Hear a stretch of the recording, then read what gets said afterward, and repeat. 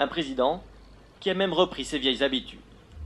Bon, il est venu en plein après-midi, on s'y attendait pas trop, mais bon, il a fait ses courses, il a été au boulanger, il est venu chez nous, et, les courses épicerie, crèmerie, surgelés, fruits et légumes qu'il a pris, des courses comme tout le monde. Un client normal? Un client normal. Ça, pas du tout.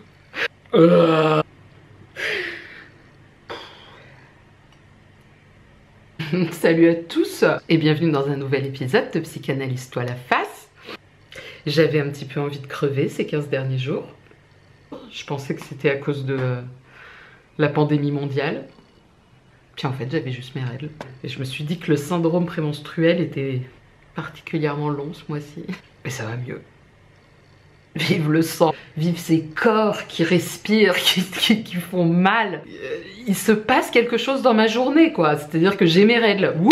Genre, il y a du suspense. Est-ce que je vais avoir mal? Est-ce que je vais prendre un Doliprane à midi ou à 16h? Grosse ambiance. Elles sont là, elles sont heureuses d'être là.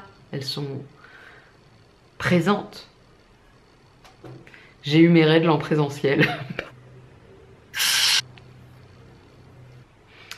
J'ai un livre qui sort le 27 janvier chez Flammarion. Je vais essayer de ne pas faire de blagues là pour le moment parce qu'en fait je suis hyper stressée. Allez, on y va. En fait, j'ai toujours voulu être normale. Et j'ai une mère qui m'a souvent répété que j'étais hors norme. Et en fait, bon, c'est des phrases qu'on dit comme ça. Que veut dire être normal et que veut dire être hors norme? De mon côté à moi, j'aspirais à une forme de norme, mais vraiment très fort. En fait, je suis quelqu'un de...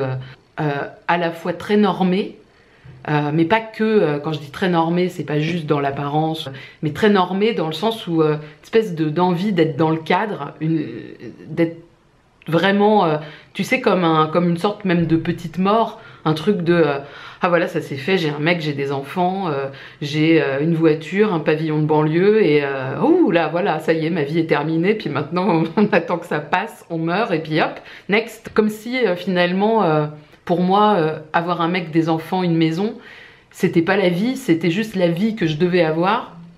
J'arrive pas à relier cette idée du couple et de la famille avec un désir qui m'est propre. Et donc ça m'a pris beaucoup de temps de me rendre compte que mon désir, il était sans doute ailleurs et qu'il était effectivement... alors du coup, on dirait, certains diraient hors norme, mais aujourd'hui, pas vraiment. Enfin, si tu veux... je veux dire, qu'est-ce qui est hors norme aujourd'hui? Pas grand-chose. Enfin, d'ailleurs, c'est un peu tout le propos de ce livre. Donc ce livre, parce que quand même j'ai écrit un livre. Oui, j'ai écrit un livre et je suis stressée. Êtes-vous bien sûr d'être normal? Et en fait, je me rends compte que, alors ça aurait été moins, enfin je sais pas si ça aurait été moins vendeur. Mais en gros, ce livre, il pourrait aussi s'appeler Êtes-vous bien sûr d'être anormal? Très vite, en travaillant dessus, je me suis rendu compte qu'il y avait quelque chose de l'hors norme aujourd'hui qui était un petit peu érigé comme nouvelle norme. C'est-à-dire qu'on est tout le temps à la recherche d'une forme de singularité, d'originalité, mais une originalité Télérama, tu vois, ou une originalité touche pas à mon poste, enfin... C'est-à-dire que très vite, on inclut l'hors norme dans la norme. C'est-à-dire qu'on supporte plus, finalement, j'ai l'impression, que quelque chose puisse être déviant ou transgressif ou subversif. Et on veut absolument que ce soit normal et que donc même une situation qui serait jugée anormale, bah en fait est normale, tu vois. Et bon, c'est pas grave, même plutôt souhaitable. Il y a quelque chose de vraiment, on n'est plus dans une logique d'exclusion, on est vraiment dans une logique d'inclusion. Qui dure en fait depuis hyper longtemps, mais ça je l'explique dans le livre. En tout cas, c'est pas quelque chose qui, même si les effets se ressentent depuis quelques décennies ou quelques années, le processus il s'est sans doute mis en marche un peu plus tôt, avec déjà cette idée de est-ce que j'exclus de la ville le malade ou est-ce que je l'inclus à la cité? Il y a vraiment quelque chose de cet ordre-là. J'ai l'impression qu'on vit dans une époque où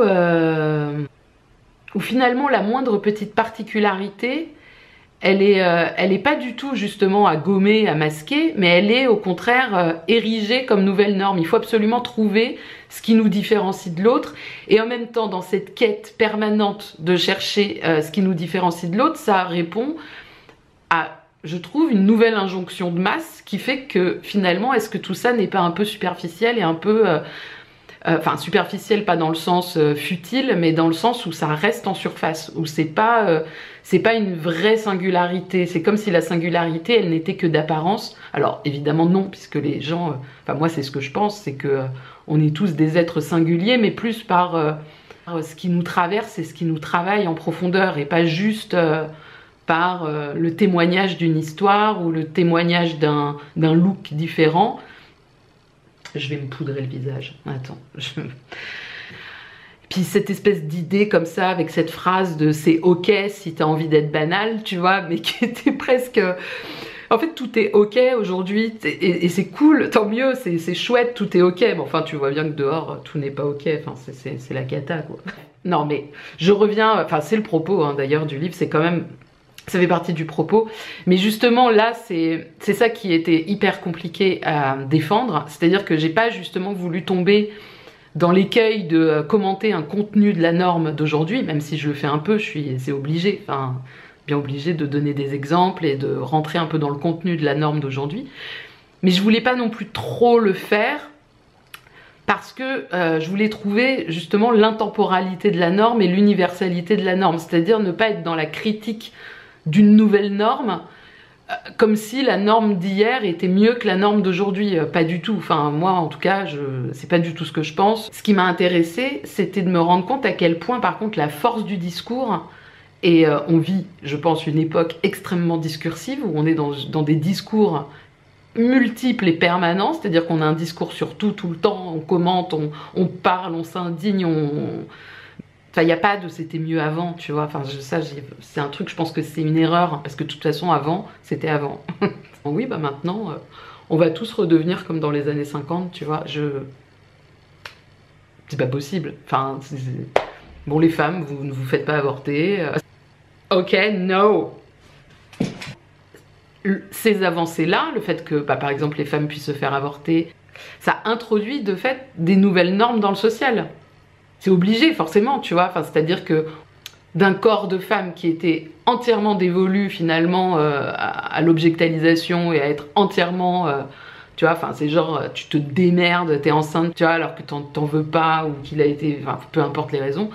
La possibilité de s'émanciper d'une condition d'objet, ça fout forcément la merde dans la société. Enfin, la merde.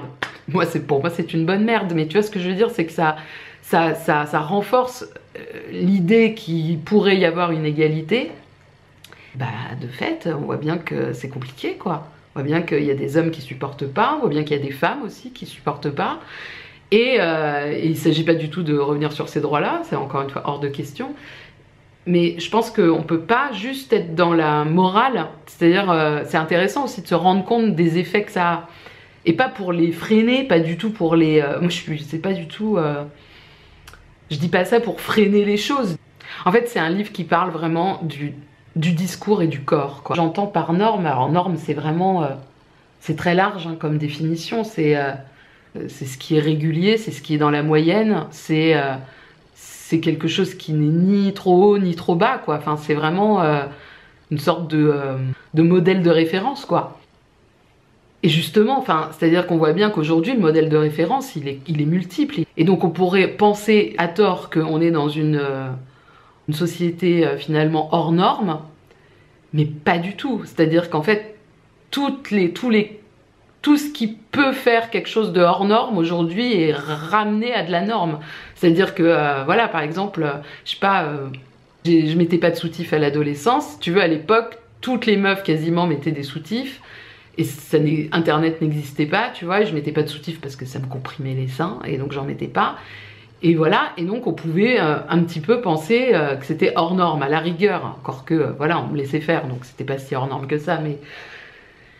Et si tu veux, aujourd'hui, c'est un mouvement. Aujourd'hui, tu as carrément des hashtags ou des bilans, tu sais, sur Internet, mon année sans soutif, cette espèce de... Donc, du témoignage, donc, à la fois, je vais pas dire que c'est... C'est-à-dire que c'est très bien si ça peut permettre à des filles qui hésitaient à ne pas mettre de soutif, de ne pas en mettre, parce que finalement elles se rendent compte que bah, personne en fait les oblige à mettre des soutifs. Enfin, si, sans doute qu'il y a des familles où on t'oblige, mais je veux dire c'est singulier, je veux dire En fait j'ai l'impression qu'on cherche aussi toujours le truc où... où on va finalement te ramener de la règle et de la norme, c'est-à-dire il y a quelque chose comme ça de ne plus supporter que l'autre vienne te ramener à ta différence ou vienne te ramener à quelque chose d'extraordinaire, ce qui est du coup assez paradoxal parce qu'à la fois on veut être original, mais faudrait surtout pas qu'il y ait un regard un peu trop agressif finalement qui vienne se porter sur ton originalité. Et donc du coup on vient discourir beaucoup sur cette originalité et donc finalement on la ramène dans une norme en essayant de dire mais si c'est tout à fait normal. C'est un livre qui est théorique mais pas que, il y a quand même beaucoup d'exemples. J'ai fait un peu ce travail de créer, enfin à partir de mon intimité, de l'intimité de mes proches, de ce que je peux lire, d'être vraiment dans une construction de cas, c'est-à-dire on a des portraits qui jalonnent le livre et des textes plus théoriques mais qui sont aussi bourrés d'exemples. Donc vraiment j'ai essayé de faire de la théorie une narration et de pas être dans juste voilà c'est comme ci, c'est comme ça et machin. Enfin, c'est un livre qui forcément te bouscule et te fait te poser des questions. Je pense qu'il va y avoir beaucoup de désaccords et à la base je l'ai écrit avec quand même cette idée là, que ça allait être pertinent qu'il y ait des désaccords et justement je voulais un petit peu qu'on discute et qu'on puisse se retrouver et boire des verres et s'engueuler ou pas dans la bonne humeur. Moi j'ose espérer qu'à un moment donné ça va peut-être se débloquer un peu. Donc en attendant il y a des trucs qui vont se faire sur internet. Là par exemple mardi 26 janvier je suis en live sur le compte Instagram de la librairie Kléber à 17 h. Je vous mets tout en barre d'infos. Donc pour discuter du livre. Le livre sort le 27 janvier, donc ce sera la veille. Et ce qui me rendrait vraiment le plus heureuse, c'est de refaire des rencontres en librairie et qu'on puisse se parler.